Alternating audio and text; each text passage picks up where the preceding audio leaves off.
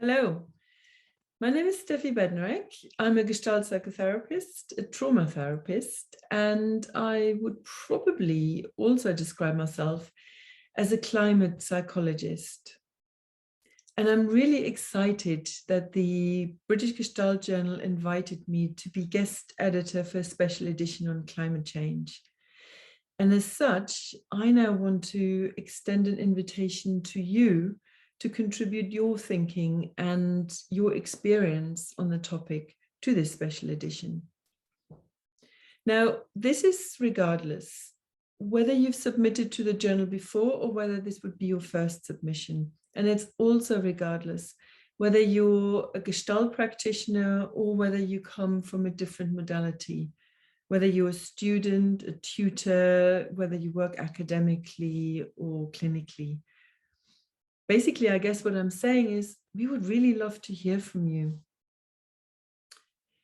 And when it comes to climate change, I think we really are in uncharted territory.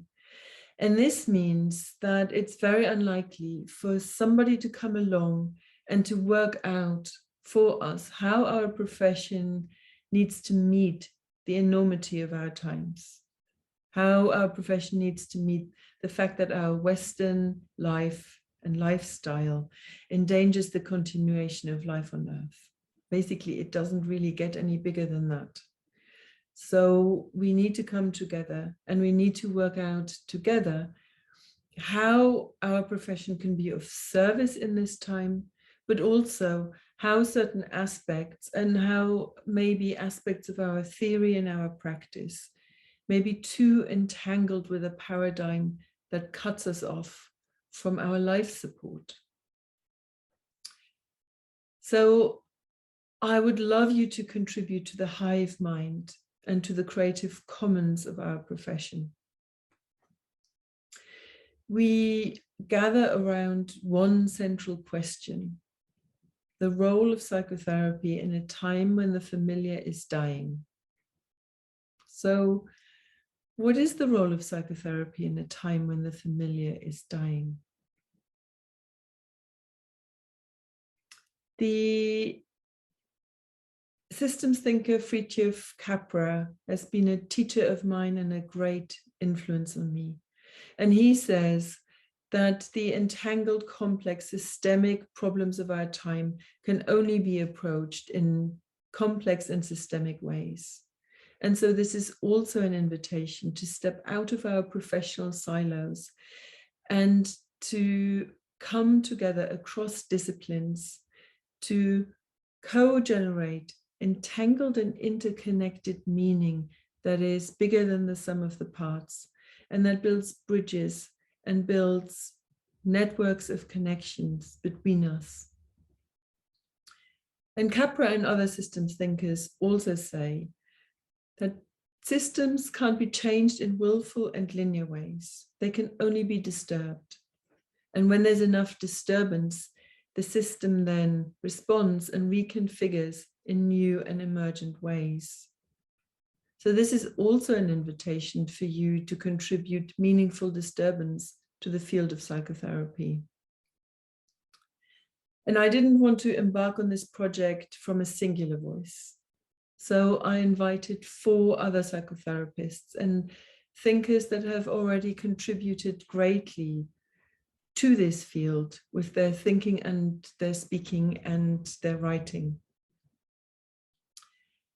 And I invited them to a discussion, or maybe you could say an incubation space, around this central question. And this discussion happened in January. It was recorded and will be transcribed and will be one contribution to the special edition. But more importantly, the discussion helped for certain themes to emerge, which will form subcategories that will hopefully inspire your own thinking. And in the following, you can see short clips that will hopefully serve as prompts. So please do submit your thoughts and do contribute to the conversation so that we can widen this debate.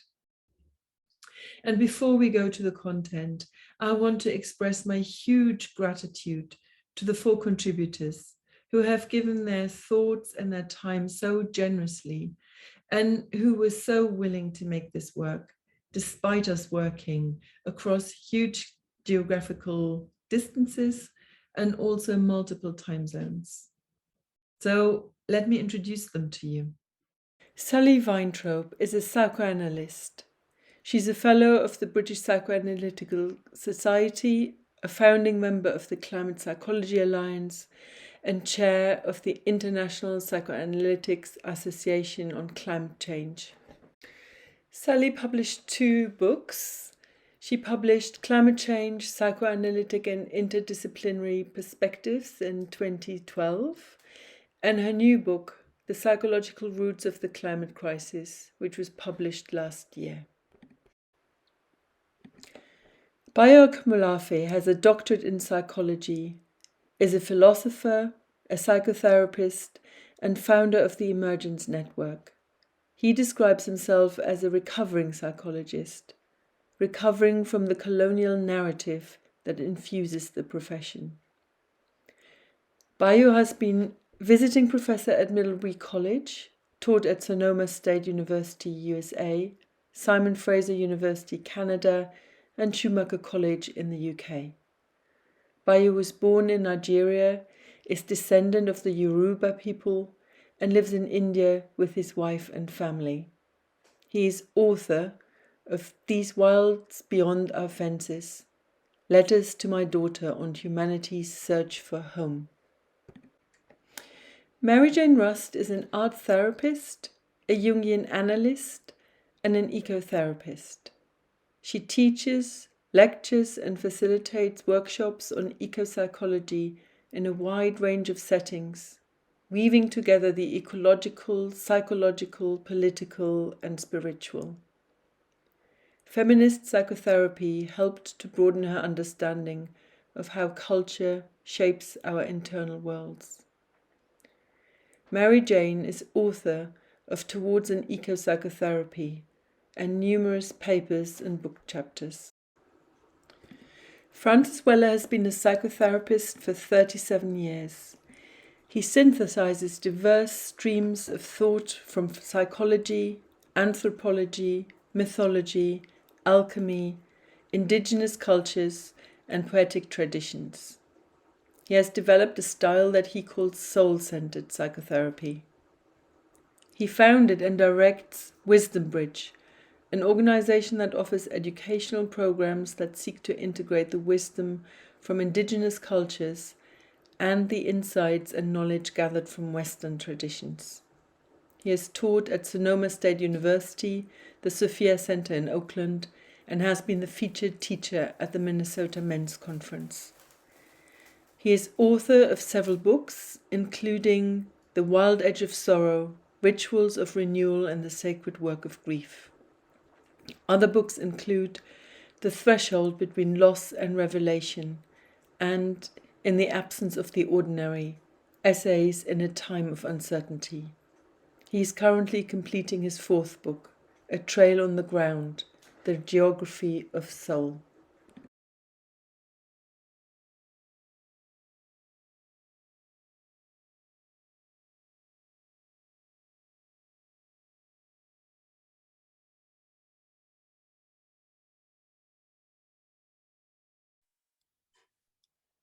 If I can start, I just want to thank you, Steffi, for getting us together. It's a very nice invitation, and it sets up just some expectation and hope of a real intermingling. So I'm grateful for that. Thank you. Well, I can go and say that I'm also grateful to be here, and I'm speaking from India, Chennai, India. I feel like responding to the invisible prompt of what grounds me these days, and that is my family, my people, community here, and the promise of monsters, the promise of doing something entirely incomprehensible, different in these times. So it's good to be here with you, my oddkin.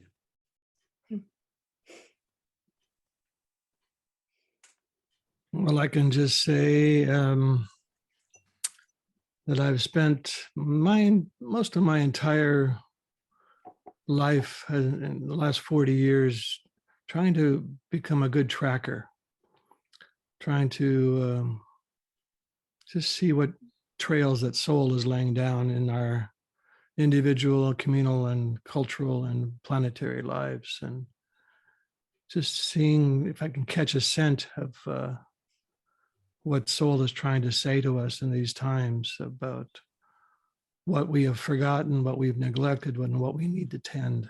So that's what I've been trying to pay attention to and speak to and write about over these last decades. Good to be here. Thank you again, Steffi. And this morning, having gone for a walk in a particular kind of mindset, and the sheer beauty that I encountered being just so breathtaking that sometimes I find it very difficult to fully open myself to it. There's a, how can I contain so much beauty? And so who helps me? Who can I hold on to in order to also feel the beauty in this time of uncertainty and trouble? So that's very much with me. There's so many things that are with me when you talk about those things, Steffi, and you're listening to what everybody else has to say. When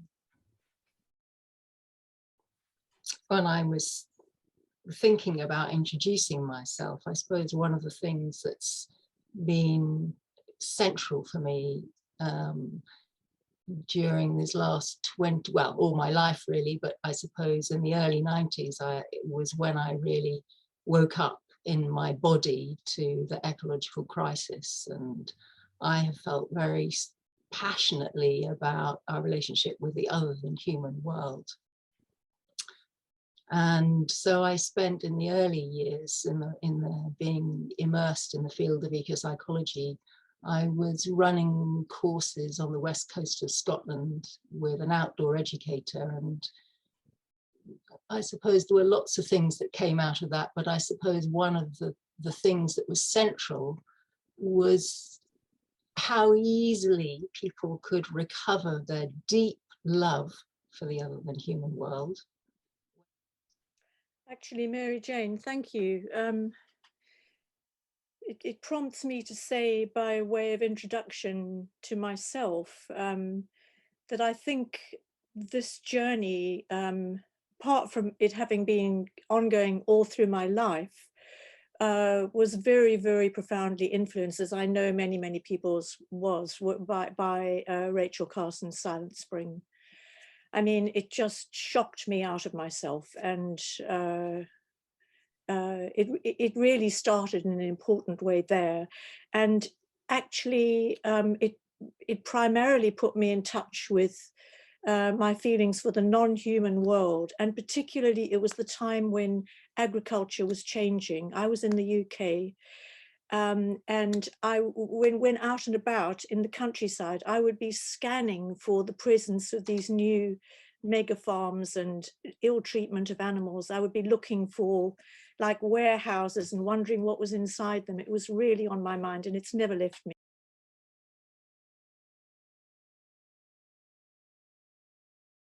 The whole notion of rethinking child development, which is so much framed in terms of human relationships. I mean, the whole of the psychotherapy world is really, how do we reframe that in terms of including our relationship with the other than human world, and how that sits in our inner worlds too. I have grandchildren, and one of them, age 7, said to me, calls me Gar. Gar, there isn't a word, for that can describe humans and animals. There is no word together. So I'm going to say, rabbit person or cow person and human person. And I thought, bless you, and the clarity. And the more I've looked at and gone back to my own experience of being a child, the more I've realized just how sophisticated, is certainly by the age of 7, children are. Not only not so damaged in their relationship to the non-human, not so racially fractured or class fractured, you know, and also very in touch with culture, and already quite savvy about the way their parents are caught up in, already captured by the dominant culture. They're fabulously sophisticated. So those are the sort of strands that I've carried with me.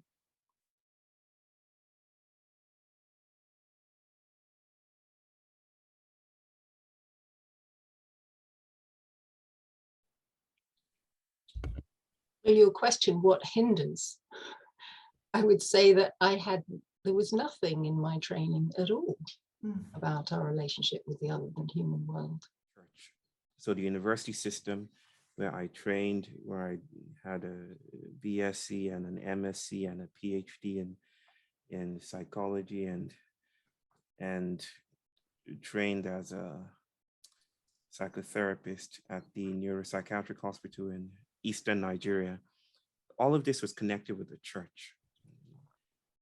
So I didn't need a degree as such to notice that there was something irresistibly theological about the practice, about therapy, that there was a theology of sorts that situated and reinforced the gilded interiority of the human subject. Every other thing was easily dismissible, discardable, pathologizable, invisibilized. And I was scared to go to those places. I remember for my research, I would go to the demonic places, that is African traditional systems, right? That was now rebranded as demonic. I would study with the shamans and the priests, and I would listen to them, and I would go with my DSM brain, and they would turn it upside down and basically say, oh, why would you think of what I would term, or what we would term, auditory hallucination as something to be fixed? What if that's your grandmother or your grandfather? What if that's a plant trying to speak with you? So this was really jarring for me. It was disturbing. But I think, you know, this, Steffi, you spoke about beauty when you started to speak. And this idea of engorgement comes to mind, you know, like the membranes can no longer take, you know, the weight of its content. They stretch and they almost become veinous and monstrous. In the same way, I think the disciplinarity of my training and my degrees and the things that I was educated to think as reality are now hollowing out. And in their place, I'm listening to tortoise and rock and grandmothers and shamans holding their fingers in the air, and a very, very conspiratorial notion of affect, that feelings are not domiciled in easily convenient consumerist boxes inside Mary Jane or inside Francis, that affect is environmental, that to feel is to be enlisted in territorial movements of different sorts. So the context is suddenly, so to speak, different. And now I am in the face of the monster or the animal or the inscrutably invisible. And that is where I feel a different response is warranted. Worship, maybe.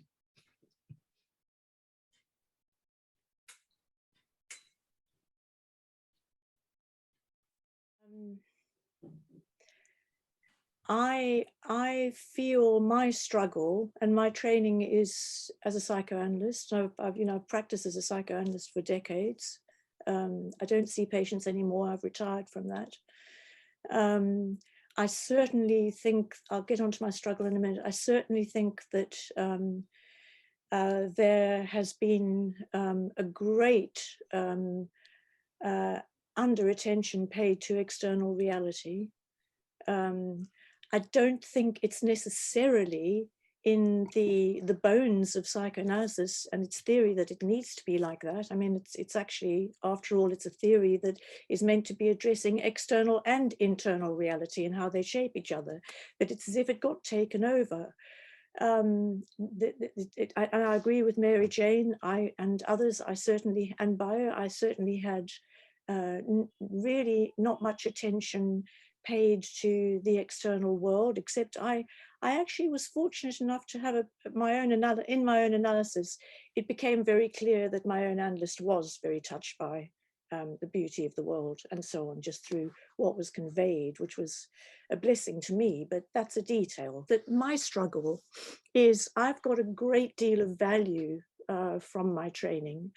And how do I hold those tensions? Because one needs a discipline and a base of study. You know, one needs not just to be wild about what one thinks and apply that. One needs to really look at what's in front of one long enough. That's what my training really gave me, is a way of looking at things long enough so that you suddenly realize how much you don't know, and you get lost, and you know, and you really study. So we need to find that, and we have so much theoretical work to do. We need to learn how to apply that in different contexts, and that's what I've been trying to do in my work. Just as a final remark, I'd like to take up what you said, Steffi, about trainees. I would say, ask your institutions to address these issues as part of your trainings. Make a fuss about it. It's really important, you know, and all of us must try to act in the ways that we can to get our institutions to address these issues.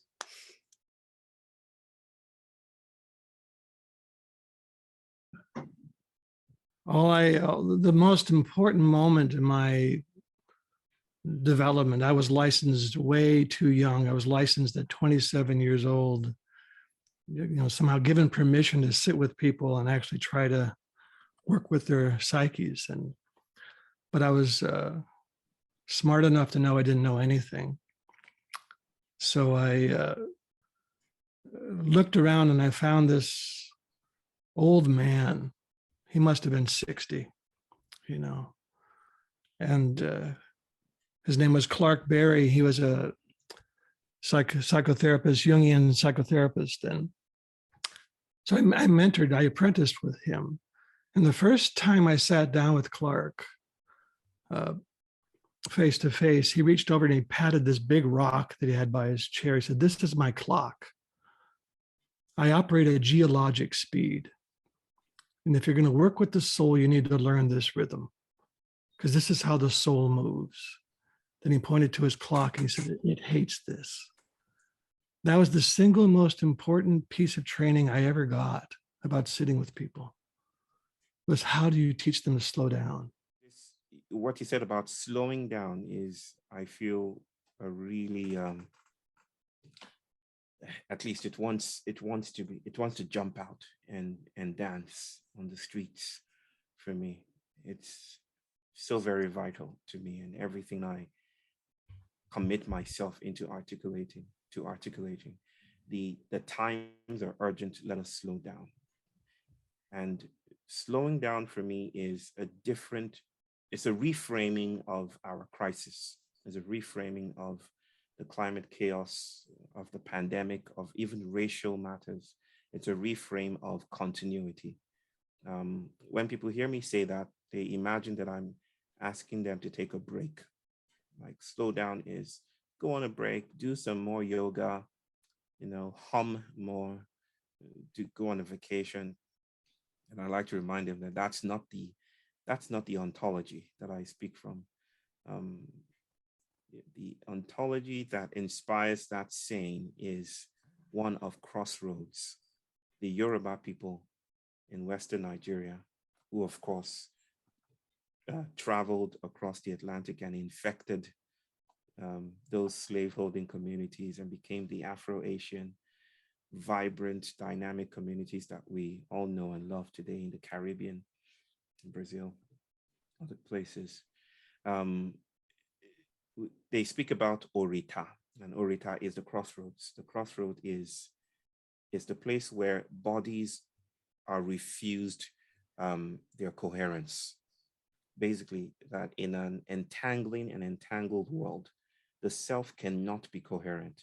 The self is always diasporic, is always spread out, is always traveling, always emerging, always becoming, right? And to situate oneself at the crossroads is to refuse the salvific impulses of even our discipline. The efforts to save, which is often a colonial attempt to reinforce continuity, to reinforce the normal, right? I feel this is the time for the incomprehensible. And this is sprouting in ways we don't have language for. So the crossroads is an invitation to notice the others in the room. And that is the reframe that connects climate change and eco-psychology and feminist insights and this pandemic and its epidemiological reconfigurations. It just turns it on its head and invites us to notice we're now in alien territory. And we must now frame our politics, our therapeutic gestures in a way that brings us to these others, these more than human others that have always been the condition for our thriving. What might that look like is the question that I'm sitting with.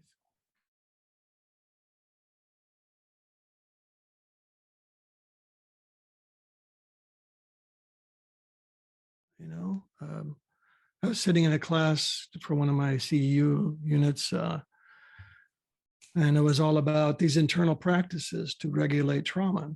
You know, wonderful stuff, beautiful stuff.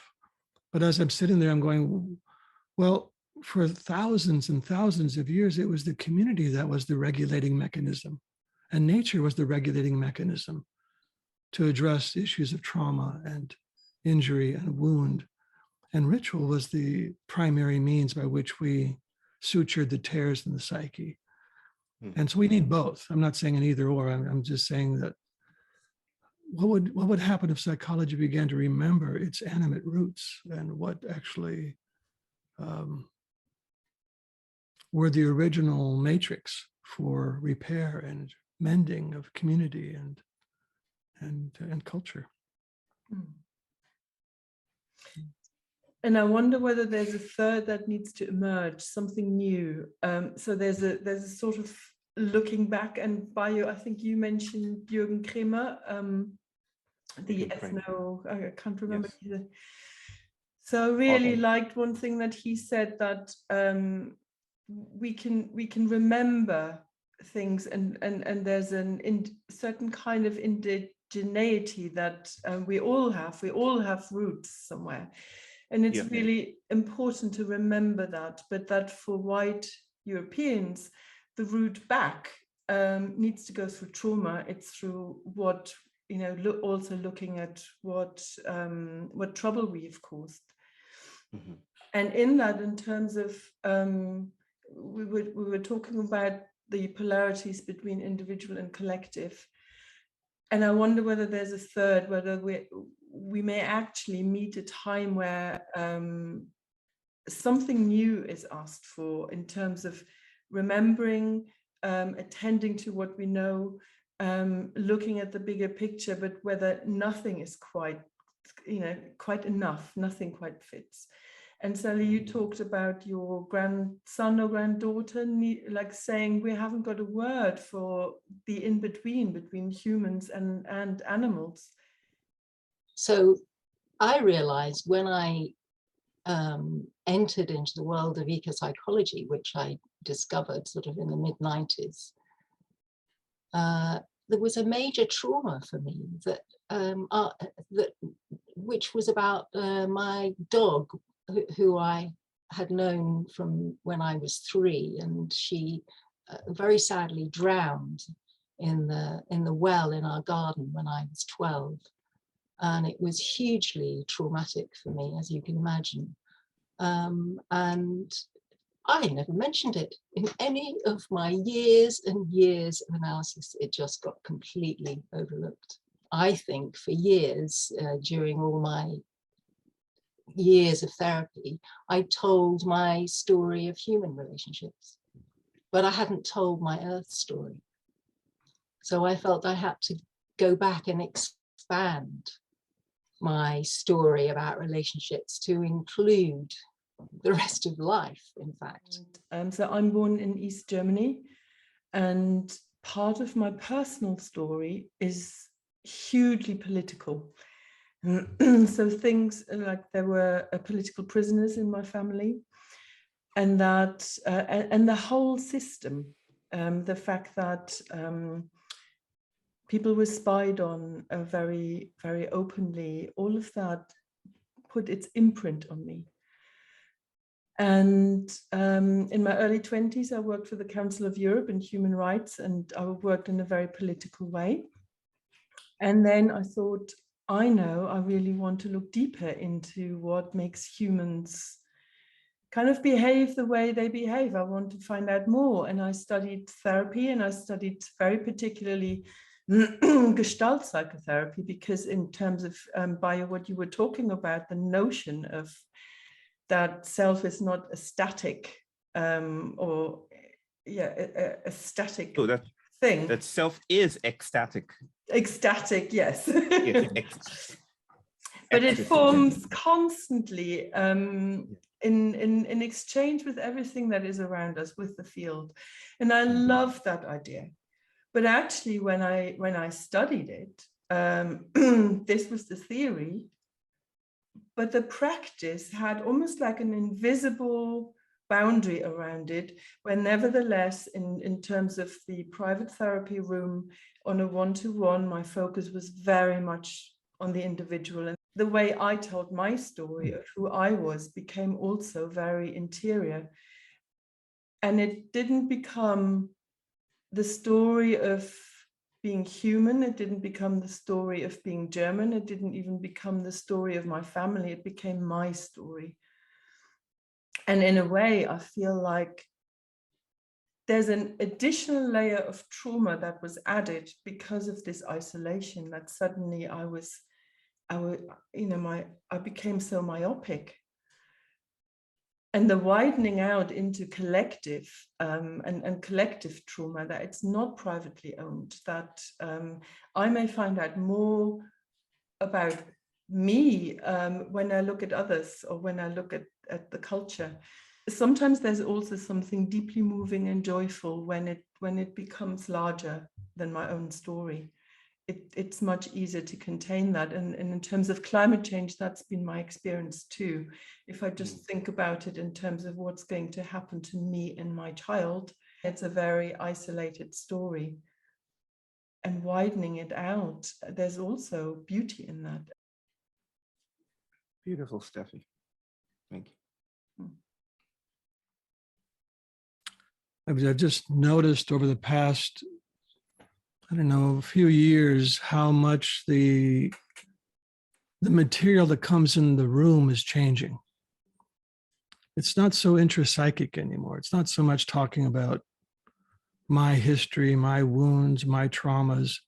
The world is coming into the room. They're talking about, economics, and about the climate catastrophe, and they're talking about the impinging fears. It's like the ambient field of anxiety, uncertainty, grief is really coming into their psychic lives. So the patient is now the community. The patient is now the culture. The patient is the planet. It isn't so much my individual personal wounding any longer. I mean, that's in there, obviously. There's a sensitivity that comes through that crease in the soul. But what's really coming out of the people I'm sitting with is really the larger ambient field that the therapist itself is not immune to. I mean, who's the patient in the room now? I mean, I'm as anxious as anybody I'm sitting with. I'm as grief-stricken as anybody I'm sitting with. We cannot touch this stuff without the presence of community. How do you hold this grief by yourself? It's insane. I mean, that's part of the insanity, is that we've been isolated in our grief, isolated in our, longings, isolated in every piece of our existence. And that itself is the pathology we have to overcome, is to make this all once again communal. And still there was no answer, but at least, there's 5 of us on the screen right now. I don't feel alone in this moment with my tears, with my grief, with my fear. But that's the solitary confinement that comes out of Western ideology of individualism, is you're basically on your own. And I can't quite remember the James Hillman quote, but he said something along the lines of that psychotherapy is stuck because we look at the individual. For 100 years. Yes. And that we don't see that the institutions are sick, and that the banking system is sick, the education system is sick. Yeah. And so it's not doing away with the individual psychotherapy, but I don't know the tools of working with the sickness in the culture. And I suppose my experience is that the personal wounds are, it's like, how do we enable the personal to resonate with what's happening with the collective? It's not that the focus is necessarily so much on that has changed the collective, but how do we build bridges between? And I've left out a very important piece of my personal history, which is that I spent 10 years working at the Women's Therapy Centre, looking at my own wound around eating, but also very much within the frame of, as individuals, as women, we live within a patriarchal society, and that our eating problems come out of our family history and the culture that we live in. So I think I grew up as a therapist seeing those parallels. That was a terribly important piece for me, and I suppose I began to then see that I was living well, one way of framing what we're living through is that in terms of consumer culture, we're living in a giant eating problem altogether. How do we work our way through that? What does it mean to attend to our hunger? What are we really hungry for? There's all those questions in there for me.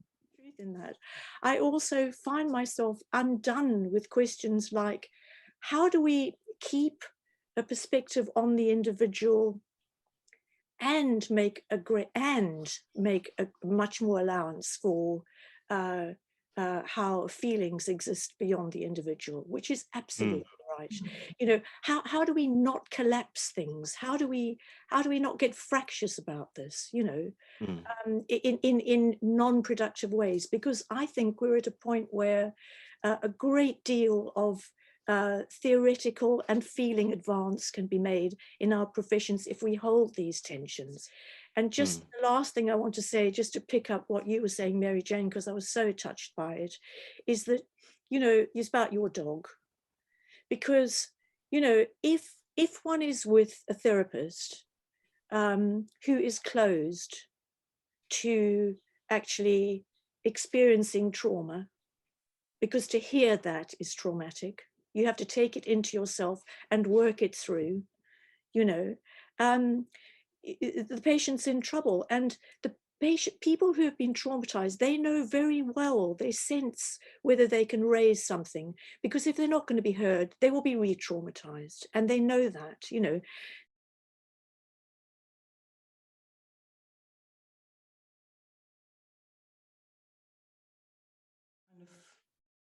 monuments to colonialism have been toppled. And with that, there's an ongoing question for me about how these monuments have been erected in me, in my thinking, in my mind, and how I track those, and how I participate in keeping them alive. So there's something about what needs to crumble in me and what facilitates that. And what do I need to remember of something that is hardly tangible. That whole move, and Steffi, you mentioned that it's linked with private practice, it's linked with privilege, it's linked with the fact that in the global north, therapists, certainly practicing individually and so on, are largely white and have been. It's linked with a whole culture, which in my way of understanding has been very, very splitting into the haves and the have-nots and the better and the worse and all the rest of it, a fracturing culture. So I don't think that the analytic and therapeutic profession as such has been any different from general culture, in dominant culture in that sense.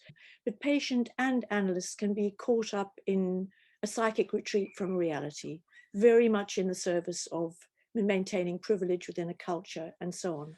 I think the rhetorical force of, for instance, saying, speaking sometimes with the cadence of the trickster, which I usually adopt, that I'm a recovering psychologist, is commensurate to the political needs of my context.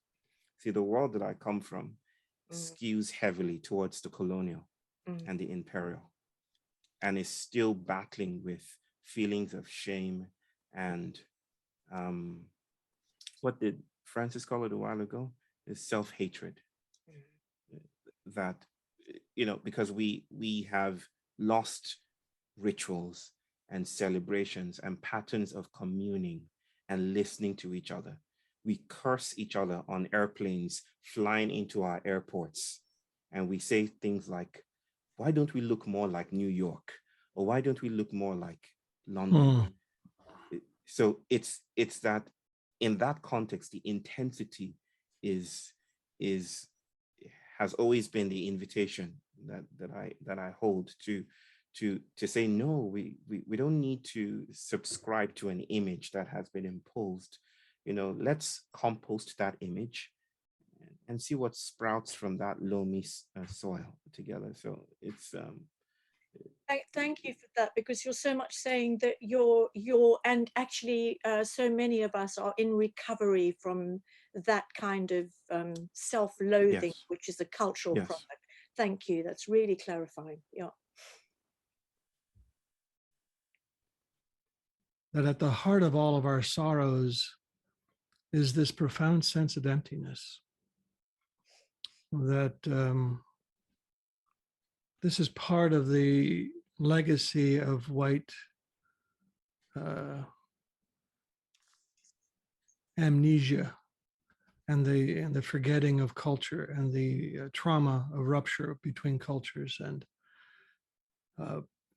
how much we've been kind of cast out of a sense of continuity and connectivity to place, to language, to traditions, to practices and rituals and songs and food, and that we've been left kind of in that legacy again of individualism, basically with an empty self.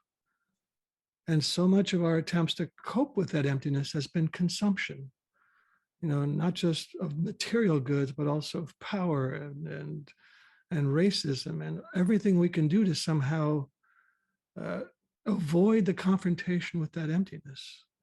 And I think as therapists, we also have to examine our own experience of that in our traditions and in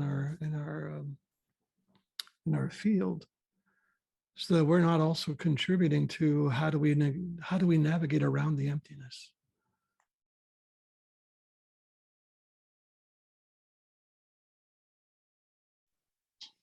It's also, I suppose, another important piece for me. It's taken me a long time to see how I can bring all of these different threads into my work as a psychotherapist. It sort of seemed to me back then somehow it should be obvious, but it wasn't at all obvious. And it's taken me decades to see how I can do that in a way that, you know, obviously I don't believe in introducing things deliberately into the work, So how can I listen for it? How are my clients bringing it? Because when they come in the office, there's an urgency to change, but that change is almost always predicated on self-hatred. I'm not good enough. You know, I have to change who I am to fit into the construct of approvability.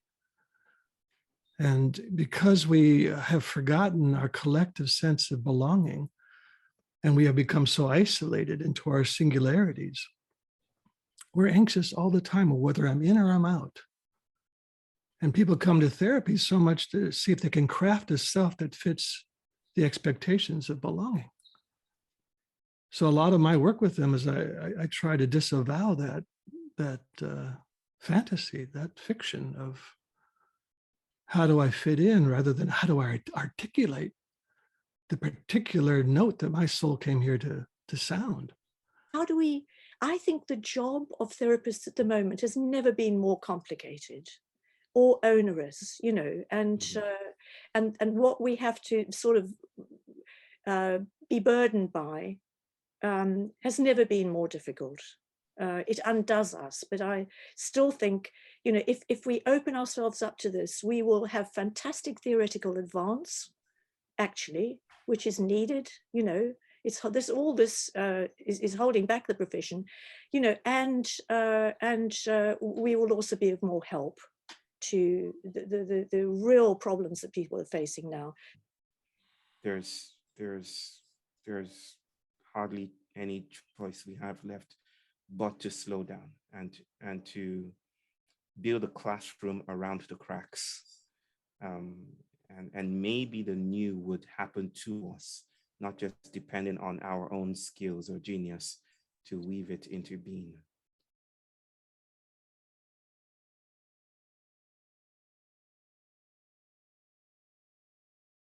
My people say that sometimes wisdom is speaking out of the corners of one's mouth, right? That there is a sense, and I think this is a noticing that to speak is that speaking, eloquence is violent.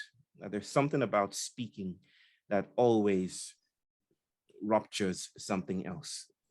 There is no middling area. There's no Socratic field to settle our bodies in and say we've tended to everyone concerned.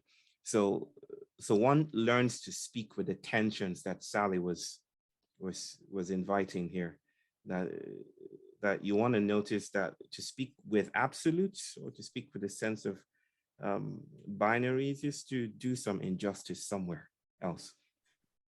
Having said that, I feel the burden of the things that I feel called to do and to share and to converse with others about is really about noticing how, you know, even our practices, you know, they're not just about discovery or measurements. Our measurements, you know, actually perform a way, or let me put it this way, actually perform and reinforce the crisis. And so the question that I'm learning to ask is, how do our solutions reinforce the problems? How does the clinical alliance and the context of therapy, how does it reinforce the problems that we're dealing with? Out of the wound, out of the sight of our issues, our problems, whether it's climate chaos or racial injustice or police brutality, there are certain dynamics that tend to, let me think with Deleuzian dynamics here, or Deleuzian thought. There are certain dynamics that tend to reinforce a concretion of the familiar, right? It kind of holds things, the practices that we swear by hold things in place and refuse us some kind of fugitivity. So I speak a lot about fugitivity, about a politics or a therapy that is yet to come, that we don't know the contours of, we don't have a language for. It's not something new, it's not novel in the terms of dismissing what's very vital today, but it's definitely an invitation to be humble. It's a humility. It's an animist humility, basically. It's something that maybe critiques the human and says by the human, I don't mean the individual subject, but the territories of acting and behaving, the way we frame space-time, the way we frame our economies and politics, that all of that is called into the room, like Francis beautifully said. And we're being invited to wrestle with that. So my politics is about how do we escape this convergence, this cyclicity, this almost toxic cyclicity? How do we break out of the plantation? How do we go elsewhere that doesn't have a name? I've been doing this work with others I call Making Sanctuary. It's not a manifesto for a new therapy, but it's definitely a speculative fabulation. It's a way for us to gather around the cracks, the wounds, the stories that want to be told. It's a way for us to listen. You know, the Inuit culture has this ritual called katsiluni, and katsiluni is a wailing tradition where the people in haunting wills would gather in a dark room and sit with the darkness, waiting for the lyrics of a song yet to come, to sprout. So the word katsiluni literally means sitting in the darkness and waiting for something to happen. And I feel there is a sense in which we are in a katsulini, right? We're in this place of darkness, but this darkness is productive, it's prolific. It's how to sit here that is the issue for me. How we chart a cartography of exile and fugitivity and novelty in the face of resilient imperial structures. Io, before your little boy claims you, I just want to really appreciate what you've just said, because I find it very moving indeed and very to the point. And it takes us, you mentioned the familiar, you know, and you absolutely rightly point to how easy it is to slip back into, for instance, in the individual therapy setting, the familiar, you know. And actually, Steffi, you posed us a question, all of us, before we met today, which was concerning the familiar. So I looked it up, the word, you know, and it's well known from long or close association. That's one meaning. And because I was thinking, you referred to now that the familiar is dying, and you know, how do we respond? And that's one meaning. The other meaning is that it refers to characters that are rather demonic, which I found very interesting, actually, because I would say that there is a tension that actually what if we're going to survive this moment, we encounter the deeply unfamiliar in our apparent familiarities. If we're not going to do that, I think we're headed towards a very desperate path, really. So I found the word familiar very, very challenging. And anyway, thank you for the way you posed that. But I'd never considered it from that perspective. But yes, my sister, I think there's I'm quite wary about, dare I call it, psychic gentrification. Like we colonize the darkness in order to let it be legible to what we already know, right? We drag the screaming demons from the swamps so that they speak to our needs right now. And I really am giving to the anima mundi being much more, that the eloquence of today has to be a gasp, not just another series of words.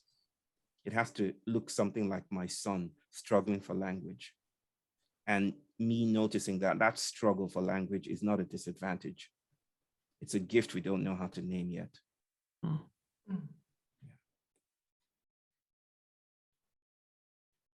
Well, it seems to me that it's pretty clear that we've entered into what we could call the long dark. That it's going to be decades, perhaps generations in the making before you even get a sense of what might be emergent. But we are in a time of deep descent, and we're leaving the terrain of the self and entering the terrain of the soul. And we don't have much of a soul language. We have a self-language. We don't even have a psychology. We have a selfology. We've lost psyche. We've lost soul. So we want to begin, I think we have to begin to become familiar again with the customs and the manners and the rituals that closest resemble what soul is aching for.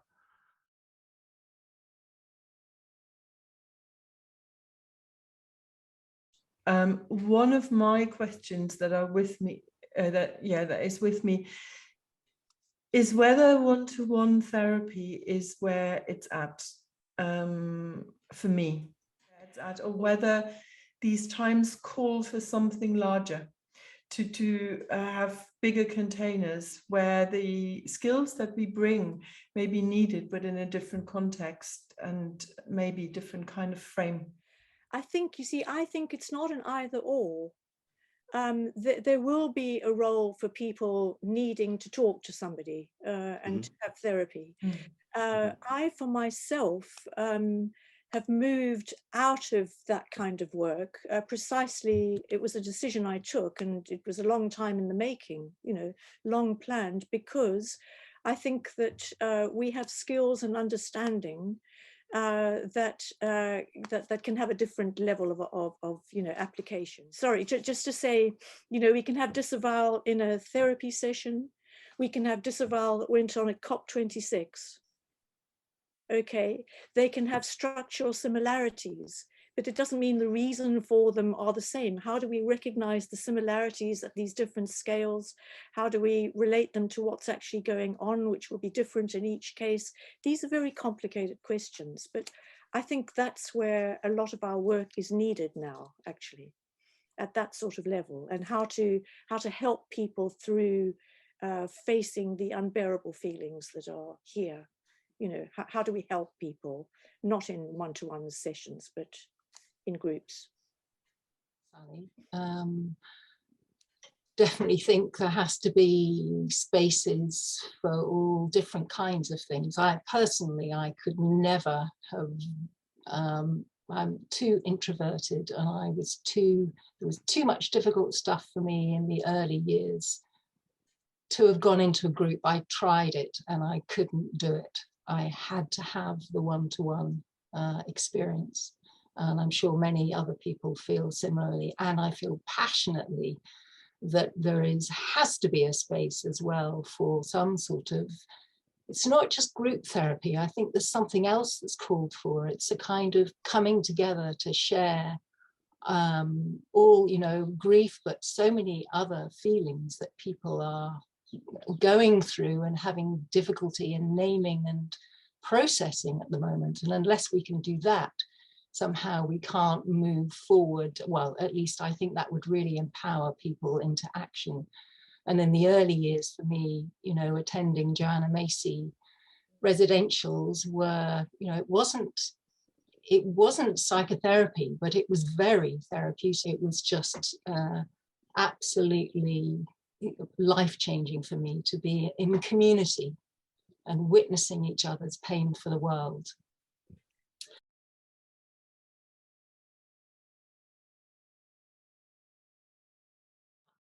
I want to bring a dream in. It might seem a bit odd to bring a dream in for my closing remarks, but it's been so much with me over the last few days, and it is about the death of the familiar, so it's very personal, and I do actually have to think a little bit about whether I want to include it in this, you know, public, but I think it's probably going to be okay. So just for some context, I've lost both my parents in the last few years, and I've also lost the piece of land where I was born, because my parents were still living. They built a house in the garden of where I was actually born. So it's a lot of loss and a lot of death of the familiar. And in my dream, I'm going to visit my father. So he was the last one to die. And I catch the train and I catch the bus in the familiar way, and I walk from the town, very small town centre, to where they were living. But I go a different way to the way I would normally go. And on the way, I meet a woman who offers me a cup of tea, which you know, wouldn't be happening just before I arrived there. And she gives me a cabin to sit in. And I sit in the cabin and I'm drinking the tea and I'm planning the weekend of what I'm going to cook and what I need to buy at the shops for my dad, which is what I would do over the last few years. And then it began to dawn on me that we've sold the house and I couldn't go there. And then I thought, where's Dad? And I went through lots of possibilities in my mind as to where he might be. Was he staying with Blah? Was he in a home? Was he living with my sister? And then it dawned on me that he's died. And it was really shocking. Even after all this time, it's going to be 2 years in March when he died. It was really shocking to me. And I woke up and there were other bits to the dream, which but my thought was, where am I going to go now? When I realized that the house was gone and that he was dead. And I woke up and I'm still shocked. It's as if they've just died, actually. I still feel really shocked. And for me, it's not just a story about personal loss. It's how long it takes to take in the death of the familiar and all the different layers that we go through with the realization of it. How long it takes to seep into our bones. How many things we're losing at the moment. You know, other people have mentioned that it's not just creatures and people, it's loss of trust. It's loss of familiar ways of doing things and so on. And I just wanted to add that in at the end, really, about how, you know, we need to slow down and how long this takes. And there's a terrible paradox with needing to get on with things so urgently, and yet if we don't actually realize, if we haven't taken it in, how do we take in anyway? Such huge losses on such a big scale. How do we, it's hard enough to face into personal death. How do we take in the possible loss of, you know, the ending of our species? I don't have the answers, but these are the things that are preoccupying me.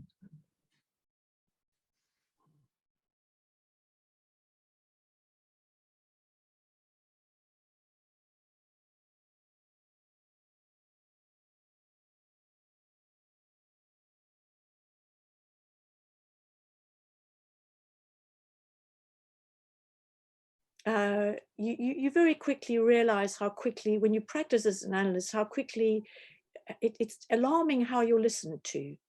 So you realize that you have a certain kind of influence, you know, and that's a danger, so that you can set the scene and so on. But patient and analyst can be caught up in a psychic retreat from reality, very much in the service of maintaining privilege within a culture and so on. And it goes wider, you know, that you know, the state of the environment and so on has been kept out, all the rest of it. I completely agree with that. But where does it leave me, and where does it leave the analytic, was, I'll speak for that a bit more, profession? I think it's in turmoil at the moment, and that's reflected in me as well. I certainly think it's changing. You know, I this last year I've been, because of Zoom, I can talk to different groups of people. You know, I've talked to, I would say, upwards of 30 groups of psychoanalysts around the world who are severely in turmoil and changing their ideas, open to change. You know, and as Francis said, you know, COVID has shaken everybody up and made us, the external world has come right into the room, etc. So I think, sorry, I won't go on and on, but what I want to say is that my struggle is I've got a great deal of value from my training. And how do I hold those tensions? I think that we're in danger. You know, if I don't call myself a recovering psychologist, as YouTube bio, because that implies that it's something that I see as something only dangerous, that I want to get into groups of people to stop myself getting infiltrated by again. And while there's a truth in that, I absolutely go along with the truth in that.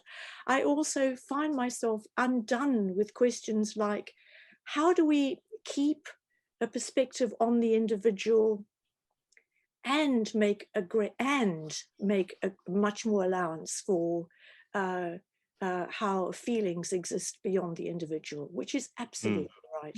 You know, how do we not collapse things? How do we not get fractious about this? You know, in non-productive ways, because I think we're at a point where a great deal of theoretical and feeling advance can be made in our professions if we hold these tensions.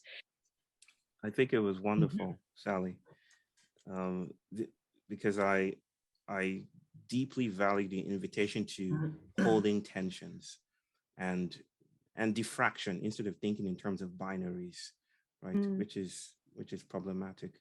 So you want to hold, see how things come together and fall apart together, right? Places of convergence and divergence, which I deeply appreciate. The ontology that inspires that saying is one of crossroads. I basically have no memory of my training. Good for you.